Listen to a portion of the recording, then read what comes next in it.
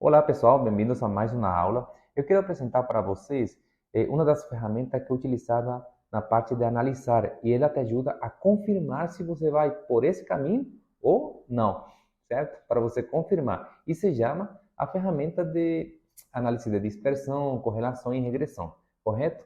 Mas vamos chamar de correlação. Eu espero dessa aula aqui que vocês entendam a diferença entre correlação e regressão, correto? E também entender que correlação não significa necessariamente causa. O que de fato é uma correlação? Uma correlação é você confirmar uma relação entre duas variáveis, correto? Mas não quer dizer que você vai a correlacionar, por exemplo, o número de assaltos que existem, né, está aumentando. É devido ao número de agências de banco abertas, alguma coisa assim. Isso aí pode ter correlação, mas não tem causa, entendeu? Não tem nada a ver. Então é praticamente isso. A correlação é senso comum. Tem que ter senso comum e contexto. Assista o vídeo sobre dados e contexto para você entender por que os dados e o contexto caminham juntos. Porque senão, sem um contexto, você não consegue enxergar a causa. Muito difícil. Então vamos lá. A correlação, ela é praticamente a relação entre duas variáveis. Correlação, é isso aí. E a regressão é um modelo matemático que representa a confiança, né? O que representa a predição que você vai ter desse modelo matemático, certo? Então vamos ver aqui, ó, eu vou entrar no meu computador e vou mostrar para vocês, né, como que é feito uma correlação simples. Ok, observe que aqui ó, queremos estudar a situação de perder peso através de realizar exercício na academia. Então, eu tenho os dados de entrada, que são as horas semanais que eu gastei quando estava fazendo o estudo e o resultado que eu tive, né, no último dia da semana lá, vendo que se eu perdi peso. Então, quando eu fiz 1 hora por semana, eu não perdi nada.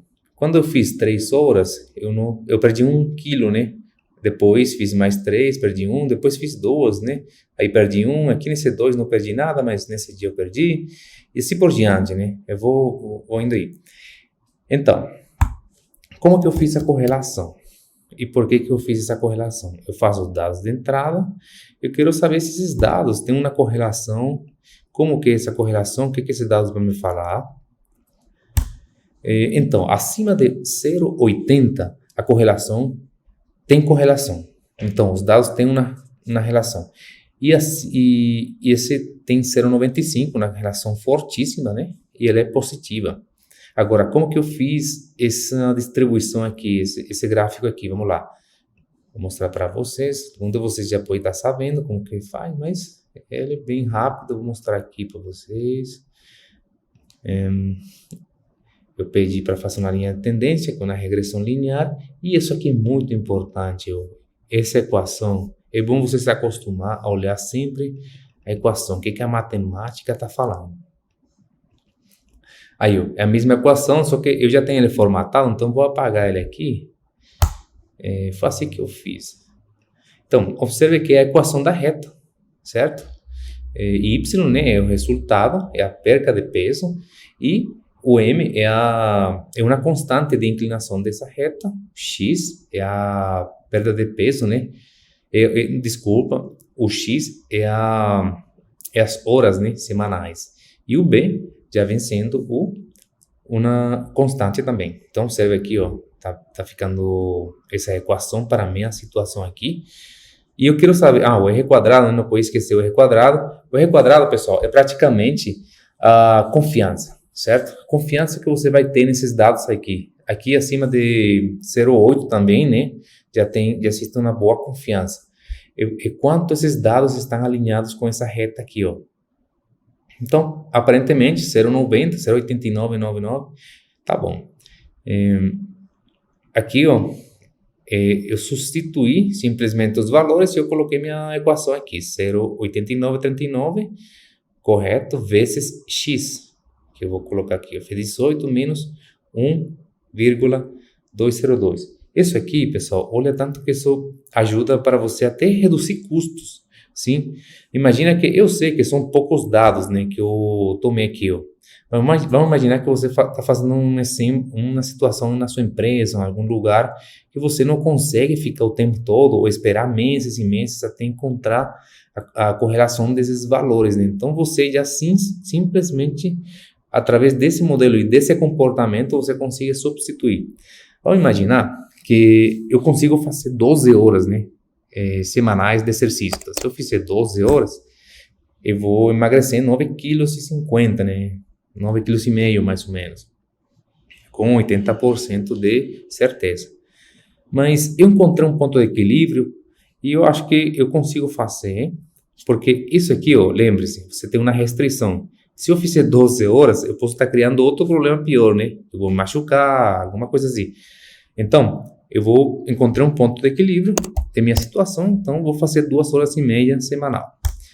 Eu espero, né, minha expectativa, então, matematicamente, é 1 quilo por semana. Então, é um bom modelo, né, é um bom caminho para a minha situação de eu querer, por exemplo, emagrecer. Lembrando que tem sempre um ponto que você vai ter que reavaliar lá na frente, quando, às vezes, sua condição, né, sua condição seja diferente. E nesse momento, eu consigo fazer dessa forma assim. Então, agora aqui, ó, vamos a calcular agora a significância estatística. Por quê? Às vezes, com os valores que a gente tem aqui, a gente precisa de mais confiança, né? Vamos ver com 95% de confiança de que a gente vai tomar a decisão certa ou errada para saber se a gente confia mesmo. Nós sabemos que os dados têm uma correlação e esse é o primeiro passo. E a regressão, né? Que a regressão é simplesmente, né, falar que tem uma reta e um modelo matemático. Isso que é regressão linear. É a reta que consiga predecir, né, esse comportamento aqui do nosso modelo. Então, nós temos a variável independente e a variável dependente, que eu penso, né, que é a variável que depende das horas semanais que eu vou estar aplicando, correto? Então, vamos lá, ó, olha o exemplo, tanto que é fácil. Dados... Análise de regressão. Aqui, regressão, ok. Beleza? Então, vou apagar os dados que estavam aqui antes, né? Fazer novamente. E aqui. Então, vamos lá. Então, você tem um intervalo de X. Aqui no intervalo de X, você tem que incluir o título, né? O intervalo de Y, né? Do título, tanto um como no outro. Aqui na nossa variável independente.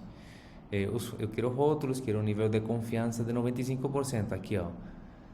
E eu quero que me mostre os dados aqui mesmo na planilha. Pode escolher qualquer planilha, mas eu gosto às vezes aqui, né? Já acostumei. Vamos lá. O que isso quer dizer? Olha aqui esses números, né? Muita coisa, né? Mas o que ele está mostrando aqui? Olha esse valor aqui.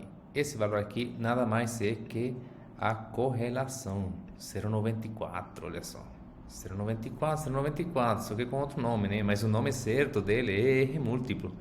E o R quadrado e o R ajustado, né? Esse é o R quadrado aqui, ó. Esse que nós vimos aqui nesse momento. Mas geralmente selecionamos o ajustado, que faz um ajuste para aproximar, né, a exatidão. E um erro padrão, tá vendo esse erro padrão? Então, estou demonstrando tudo o que eu já fiz no vídeo anterior, na explicação anterior, tá tudo aqui, ó. E é nada mais que falar, como tudo, né, tem uma variação e tem um erro, né, um mais e um menos, então é simplesmente dizer que você, nessa equação, tem um erro. Tem que ser considerado o erro, certo? Erro. Ok. Que é de 0,5. Então, nada mais é que falar aqui, ó, nessa equação que nós tínhamos, né, ele tem um erro. Então, é falar que esse número aqui mais o erro padrão. E que esse aqui menos isso. Então, meu resultado vai variar entre esses valores, correto? Mais e menos. Então, eu quero fazer... Vamos ver se eu fizer 4 horas de exercício lá. eu vou, em teoria, vou estar emagrecendo, né? Vou estar perdendo 2,3 quilos. Mas eu tenho um erro, né? Ele está no meio, entre 2,9 e 1,8, né? Então não é exatamente 2,3, tá aqui dentro desses dois. Vamos lá. São 9 observações, né? 9 itens. 9. E essa parte da nova não vamos olhar. Vamos olhar aqui, ó. Vocês vão direto nesse valor P. Esse valor P, vou colocar aqui, vou escrever ainda, para ficar claro o que é o valor P. Esse valor P, pessoal, é a chave de tudo. É a probabilidade de errar. O que quer dizer isso? Que entre maior, você tem maior probabilidade de errar. Então, lembra que nós escolhemos 0,95 de confiança? Então, esse valor não pode ser superior a 0,5%. Então, se ele é superior a 0,5%, eu vou errar. Esse é o valor de significância. Então, eu vou só tirar para não ficar confuso. E a gente só vai olhar esse valor, que é nosso X, horas semanais de exercício. Olha que legal, hein? Vamos transformar ele em número e vamos transformar já em porcentagem logo. Aqui, ó, ele ficou abaixo de 0,5, né? Então, abaixo de 0,5 é ok. Acima de 0,5 é probabilidade de errar. Então, se por exemplo esse número ficou 10%, eu já vou errar, entendeu? Em 10%. Mas geralmente não fica em 10%, ele já te mostra 30%, 40% de probabilidade de errar. Que ele já os números são bem claros, ele já te fala, não nem mexe, que não tem nenhuma influência. Então, com esse número aqui, abaixo de 0,5%, eu não tenho probabilidade de errar nenhuma. Então, horas semanais de exercício tem influência sobre meu resultado. Então, eu posso confiar que esse modelo matemático ele realmente representa, né, com 95% de certeza a realidade, ok? Então é isso aí, hein? Então tá vendo, né? Com um simples 2 cliquezinhos aí, nós conseguimos já com esse material todo identificar praticamente tudo, né? Sem precisar de ver, sem precisar de fazer os gráficos. Mas eu gosto de gráfico, aí o gráfico fica legal e tal.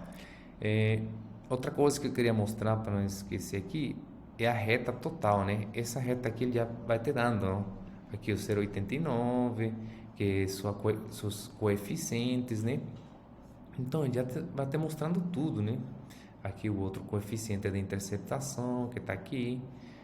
Tá bem legal, ok? Pessoal, então até o próximo vídeo, né? Nos próximos vocês vão aprender mais sobre teste de hipóteses e DOE, que é muito utilizado no 6 Sigma.